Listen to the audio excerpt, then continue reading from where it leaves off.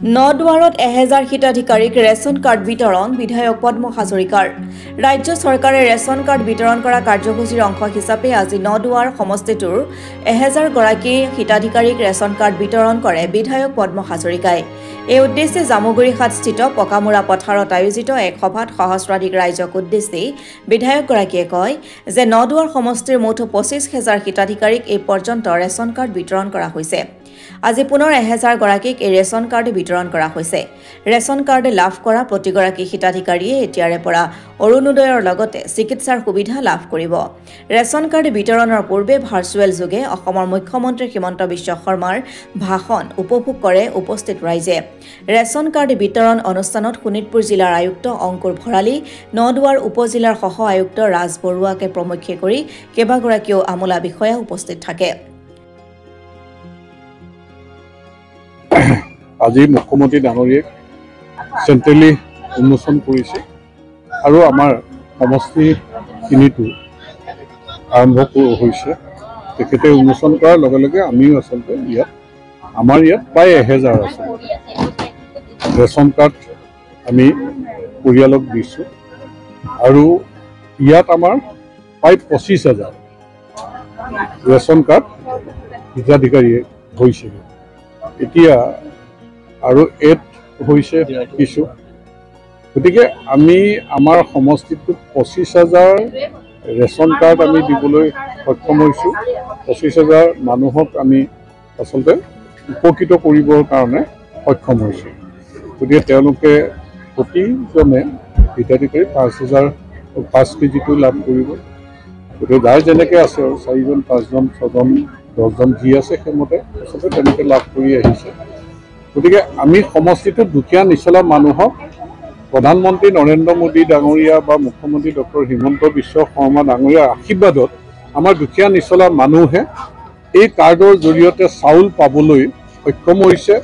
আগতে 3 টকা আছিল এতিয়া বিনামূলীয়াৰ উপৰিও বাদ পৰি থকা যিসকল আছিলে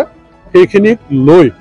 আমি আগৰ 12000 কিমান এতিয়া 13000 টোটেল 25000 আমি কাৰ্ড দিবৰ কাৰণে সক্ষম হৈছোঁ এইটো আমাৰ কাৰণে এটা ঐতিহাসিক দিন এইটো আমাৰ অসম চৰকাৰৰ কাৰণে এটা ডাঙৰ এচিভমেণ্ট আৰু আমাৰ দুখীয়া নিচলা মানুহখিনিয়ে আমাৰ প্ৰতি সাংঘাতিক প্ৰধানমন্ত্ৰী ডাঙৰীয়া মুখ্যমন্ত্ৰী ডাঙৰীয়া আমাৰ দলৰ চৰকাৰৰ প্ৰতি যথেষ্ট আস্থা আৰু আশীৰ্বাদ আমাৰ দিছে আৰু গতিকে আমি যিমানখিনি পাৰোঁ অৰুণোদয় ক্ষেত্ৰতো এই কাৰ্ডখন থাকিলেহে অৰুণোদয় পাব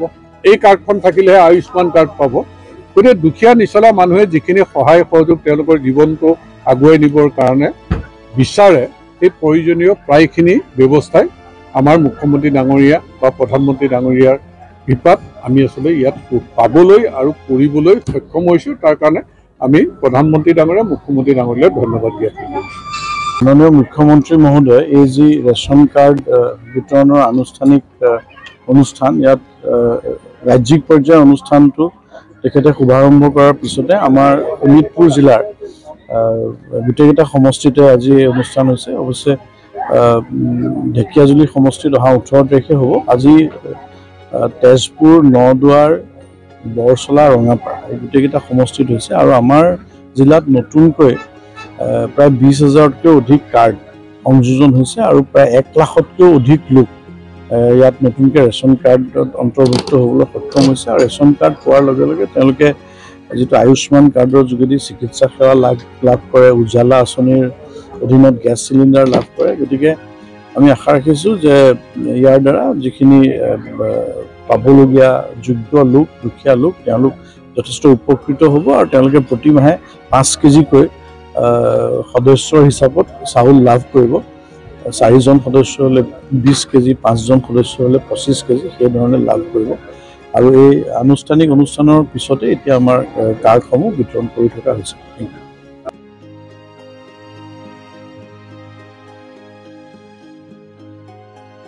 ব্যুৰ ৰিপৰ্ট অসম টুডে